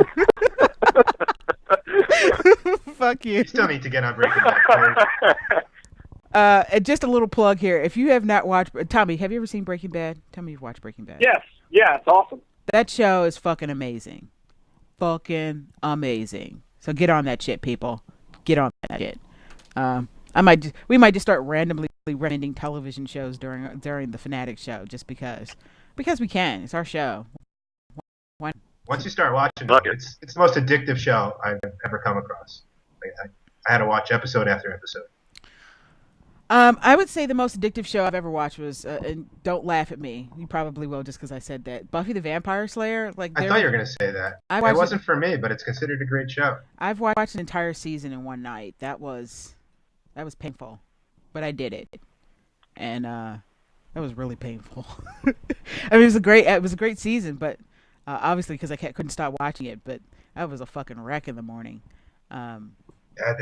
Now, Breaking Bad, like season 3 and season 4, one more episode till late midnight. Yeah. Now, Breaking Bad, I had to really pace myself on because I knew I was catching up, and I hate catching up. I would much rather just fucking watch it on Netflix, but Netflix takes forever and a fucking day to put shit on there. Like they just, and this is also going to show my dorkiness. Like they just sent me an email that Warehouse 13 season 3 is now on Netflix. They're like 5 episodes into season 4. So not only did like the in between the seasons happen, but they've already started the new season and they're just putting up the old season. Sucks. Go fuck yourself, Netflix. That's why you're doing shitty, because you're taking fucking forever to get shit up there. Bastard. Well, if you need some time to kill, the X-Men animated series is on Netflix. That is so awesome because the animation is so horrendous. That is some shitty animation. Have you? I mean, like, have you done that? Have you gone back and watched some of the shows that you loved as a kid? It is the worst animation X-Men ever. the animated series.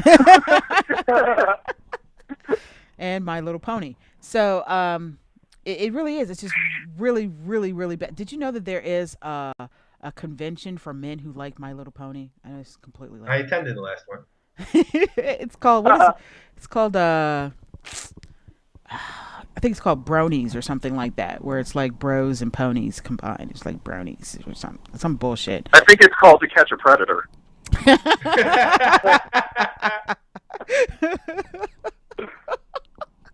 I don't even know what to say. I think we should just start talking about Chris Hansen walks up to the podium. So what are you guys doing here? Why do you have a seat? Why do you have a seat? What are you doing here? Let's bring out these chat messages. Each and every one of you have a bag of wine coolers and condoms. You're all under arrest. Yeah. Oh my God, that is awful. We are awful people. I don't understand why we're such awful people. Let's talk about these ratings. We're talking about how UFC 147 ratings were taking forever to get to us, and I'm actually going to have David talk about this because he's the one that told us about. I've read about it on other websites, but Dave got it straight from the Meltzer report. So talk to us a little bit about these ratings and what they mean, if anything. Well, 147 the number now is 140,000. which appears to be the lowest since 2005. But I think everyone expected that going in, so there's not a lot of concern about that low number. But UFC 148, which is against Anderson Silva too, looks to have done 900,000 plus, but lower than a million. And objectively, this is what I wrote in our email. I think objectively speaking, that's a great number, 900,000, best number of the year by far. But in the context of everything, I think that's a show that should have done a million plus. And I think it would have done that a few years ago. I think it would have done that with better promotion for this fight. And I think 900,000 doing below a million, and I think that's what I predicted. But I also think that's should be seen as a disappointment by UFC at least. And then the 149 numbers came in, and that's 235,000. That's an early number, and I think they should be happy about that. Yeah. I mean, do you think the number would have been better with Dominic Cruz and Uriah Faber, or do you think it would have been around the same? Around the same. Yeah, around the same. Dominic's not a huge draw. No. I think they might have been a touch. I think it might have been a touch higher. I will get. I know Dominic's not a huge star yet, but I definitely a champion, maybe. Yeah, well, that, and I think was you also would have had a little bump from the Ultimate Fighter. Yeah. So I think they could have. I think that he could have gotten them to 250, 260. Maybe even 3. Yeah, maybe. Fair enough. I agree with that. But what do you think of the 900,000 for 148? I think that's an amazing number. I think that's a really good number. Like you said, by far the highest of the year, right? Am I right? Yeah.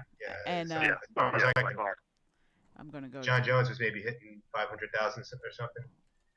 Brock Lesnar in December did great with Overeem, but that was New Year's Eve. Maybe you can argue as part of this year. Right. It's beat that though, or maybe not. I think when you take into account overseas buys, which there were for the Lesnar fight, I think they may have done 1 million. But I'm not sure of that. Let me see. MMA payout still has it listed at 1 million, but it's probably it's not exactly 900,000. It's probably somewhere in between. They might have rounded it up, whatever. Because all of their numbers. Just to take into consideration, 148 lost quite a fight itself. I mean, that was supposed to have Faber Cruz on it. Yeah. With Bisping and Bosch was supposed to be on that as well. So, 148 went through its pains as well. So, I think everyone really bought the show for the main event, but I think the supporting cast with a 2 title shots would have pushed it over to 1 million. Right. I think would have done significantly more than 1 million. They would have had two title fights on there. Yeah, so literally, this is the UFC 148 is the it did better than Lesnar Overeem did 800,000. Jones and Evans did 700,000. I mean, the last time they even got close to 1 million was Lesnar Velasquez back in 2010. That was the last time that they actually got close to it. GSP and Koscheck was 800,000. So it's not bad. GSP and Shields 800. Considering what everything's been doing, yeah, I still think that just the whole story should have done more. Would have done more years ago.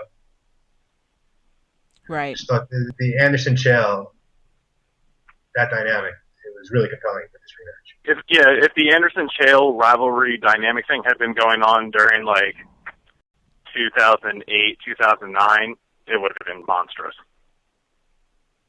It's cooled off. Everything's cooled off. Yeah, absolutely. MMA on the Reg has a good point that let's not forget that. Are you sure it's not me? Did I just tweet that? Nope, wasn't you this time. Although I imagine you'll be tweeting us something soon, especially since we just said that. But a couple 100,000 fans were illegally streaming it. If the UFC can get the legal streaming thing on under control, although that might be to chagrin of somebody we may or know, and their numbers probably. But again, I think the key to this is they're oversaturating the market. They're putting on shitty cards because they're putting on so many cards. If they reel that bad boy back, I think they can stand up to put some of these really lower tier guys on some sort of Strikeforce Challengers type show on Fuel. That way, if you miss it, who gives a fuck if you miss it because you don't have Fuel. And if you do, it's a special treat for you.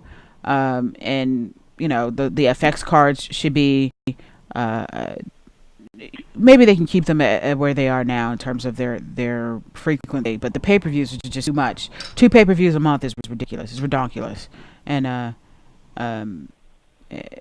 hopefully sooner rather than later the UFC figures it out, because it's not too late for them to completely implode.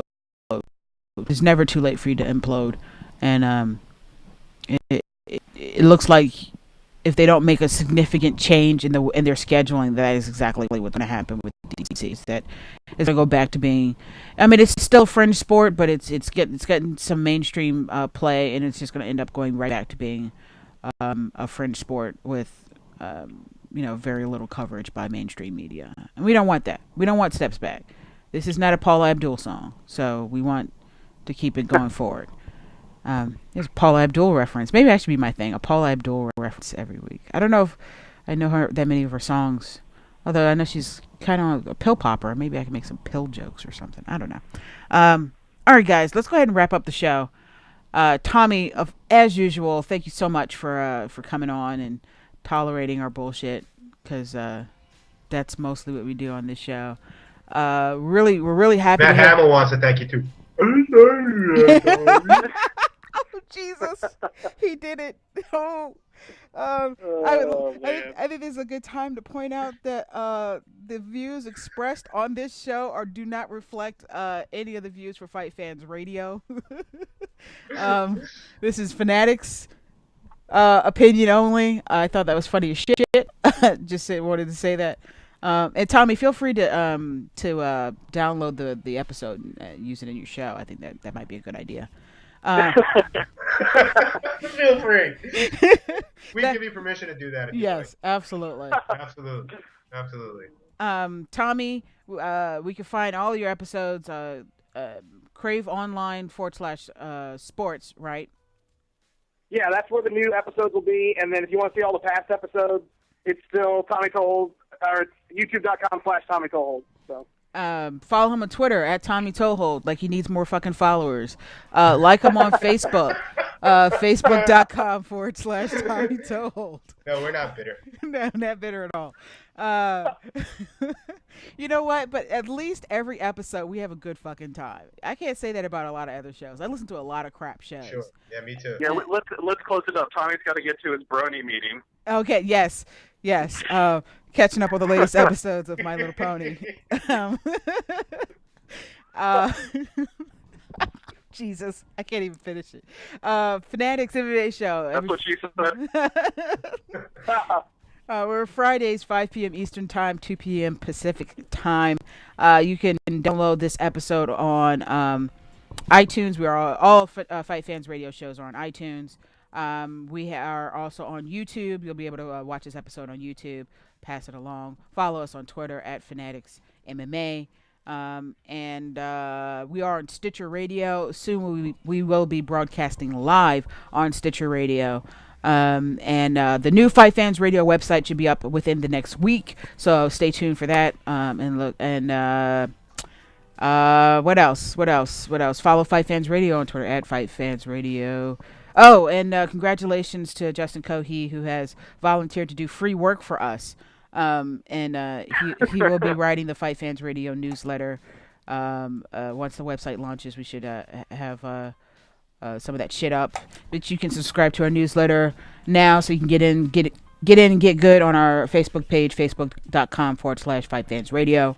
Thanks again to Tommy. Thanks to Sarah D. Wolf on Twitter for cracking this up. Thanks to the real David Wolf, as always, for making us a little bit more posh. And thanks to Justin for being right a lot, which is a little creepy, and being the idiot savant of the show. And I'd like to thank myself for just being me. Did you really have to say idiot savant? You could have just said savant. I mean, I guess.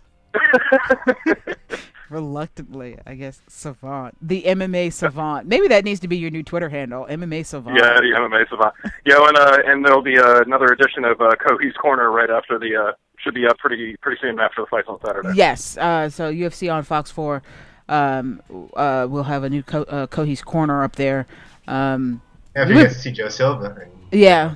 Well, you know what? We might have to have people start placing bets on which matchups Kohi gets right. Like, we have our own like little fantasy league, but it's not about the fights themselves. It's about the matches that Kohi makes afterwards.